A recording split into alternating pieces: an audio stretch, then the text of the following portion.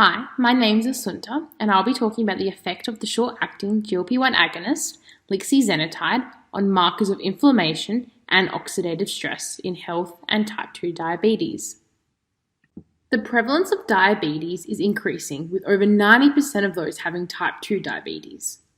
Insulin resistance characteristically predates diabetes development, which is abnormally increased blood glucose levels, known as hyperglycemia. Dyslipidemia is commonly seen in type 2 diabetes and is characterized by high levels of triglycerides and cholesterol and is strongly associated with cardiovascular disease. Oxidative stress, inflammation, and endothelial dysfunction is likely to be involved in the pathogenesis of insulin resistance. Both oxidative stress and inflammation are associated with hyperglycemia. Numerous studies have demonstrated increased circulating levels of inflammatory markers in diabetic-affected organs. It is well recognized gastric emptying is frequently delayed in long-standing, often poorly controlled type 1 and type 2 diabetes. In contrast, in recently diagnosed, relatively well-controlled type 2 diabetes, gastric emptying may be more rapid. This predisposes to greater blood glucose concentrations after meals, with the more rapid the emptying, the greater the rise in the blood glucose. The relationship between the impact of gastric emptying and markers of oxidative stress and inflammation following an oral glucose load is not well known. Glucagon-like peptide 1 receptor agonists are widely and increasingly used in type 2 diabetes management and are recognized to provide cardiovascular protection. GLP-1 receptor agonists stimulate the actions of endogenous GLP-1 and bind to GLP-1 receptors to control blood glucose by stimulating insulin, suppressing glucagon, and slowing gastric emptying. Based on their plasma half-life, GLP-1 receptor agonists are categorized as short-acting or long-acting. Short-acting agonists are thought to lower postprandial blood glucose concentrations, predominantly via slowing gastric emptying, whereas long-acting agonists lower blood glucose via their mechanism of suppressing glucagon and stimulating insulin. The long-acting GLP-1 receptor agonists, liraglutide and semaglutide, may reduce vascular inflammation and oxidative stress. Exogenous GLP-1 in healthy participants has shown to reduce levels of triglycerides. Recent studies suggest lixisenatide may have cardioprotective effects by reducing inflammation, endothelial resistance, and dysfunction. Changes in gastric emptying have the potential to reduce oxidative stress and inflammation. Currently, there is no information regarding the effects of lixisenatide on markers of inflammation and oxidative stress, particularly in relation to its effect on gastric emptying in health and type 2 diabetes. Which leads me to my aim, to evaluate the acute effects of the short-acting GLP-1 agonist, lixisenatide, on markers of oxidative stress and inflammation, before and after a 75-gram glucose drink in both health and type 2 diabetes. The alternate hypothesis was lixisenatide will reduce markers of oxidative stress and inflammation.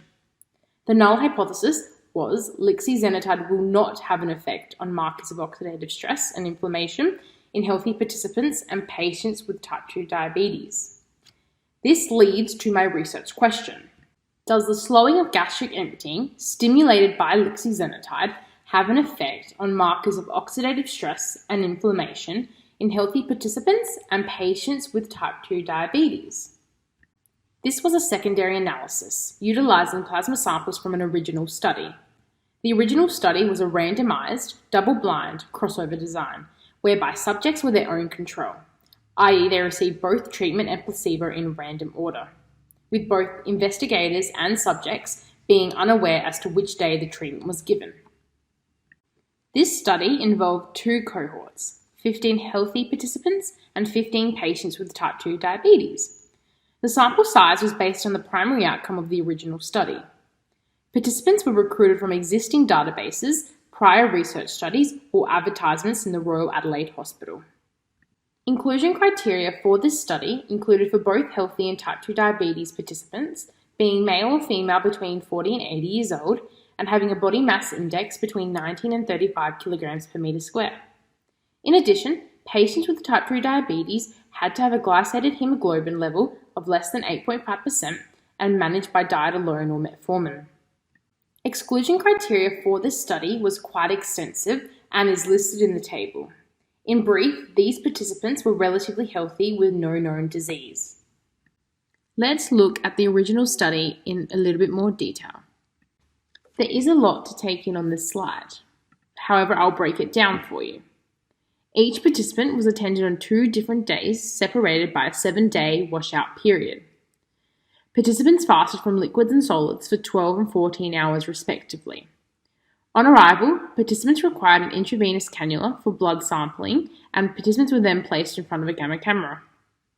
30 minutes before the ingestion of a test drink, each participant received a subcutaneous injection of lixisenatide or placebo. The drink consisted of 75 grams of glucose dissolved in water, radiolabeled with 20 megabecquerels of 99M TC calcium phytate. Gastric emptying was measured and blood samples were taken. Immediately before the drink and up until 180 minutes. Participants were then given lunch and were free to leave the laboratory. A region of interest was drawn around the total stomach and gastric emptying curves were generated.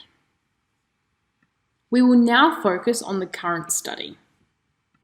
Plasma glucose was measured using the hexokinase technique.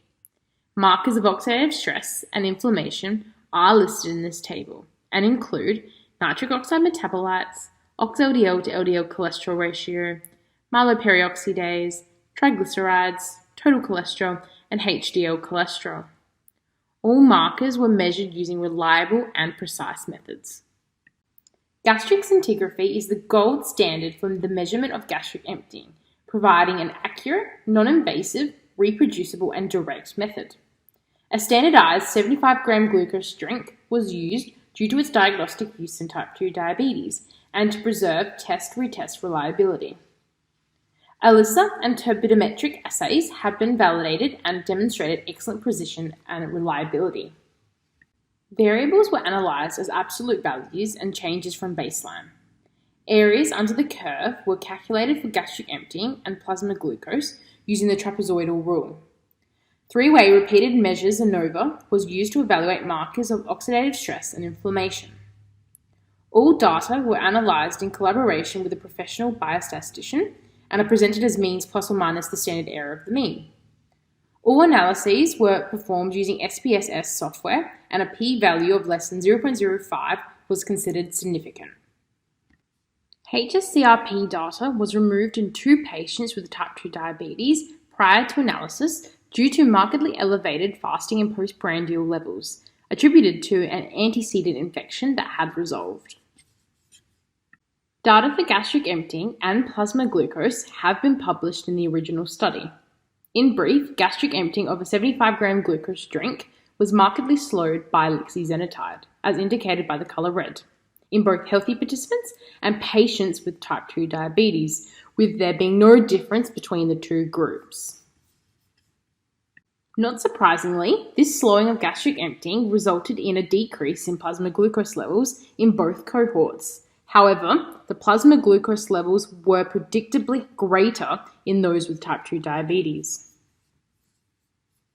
If we now look at the results from the current study, I will start presenting the data for nitric oxide metabolites.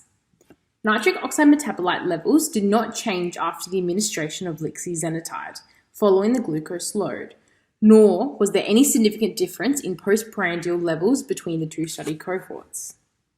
Similarly, there was no effect seen with ox-LDL to LDL cholesterol ratio with lixisenatide in both cohorts.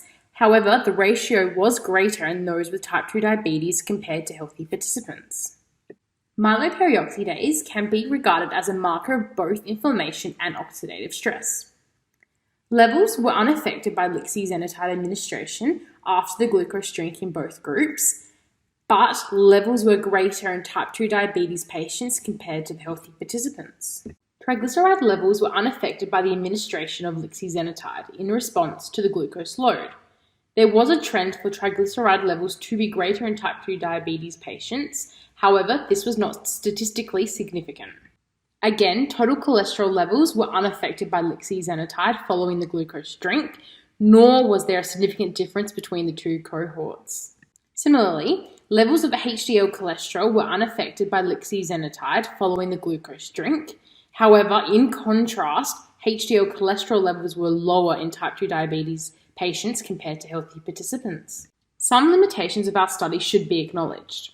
This was a secondary analysis, and therefore, the study was not specifically designed or powered to evaluate these parameters. Another limitation is the oral glucose load, chosen for its diagnostic use in diabetes. An oral fat or mixed nutrient load may have evoked a postprandial response that may have been influenced by the slowing of gastric emptying.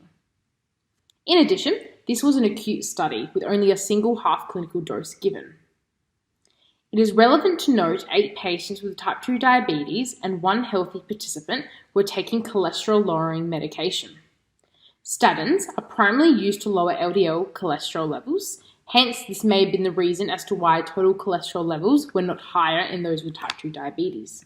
In conclusion, an acute subcutaneous dose of lixisenatide had no effect on markers of oxidative stress and inflammation in healthy participants and patients with type 2 diabetes.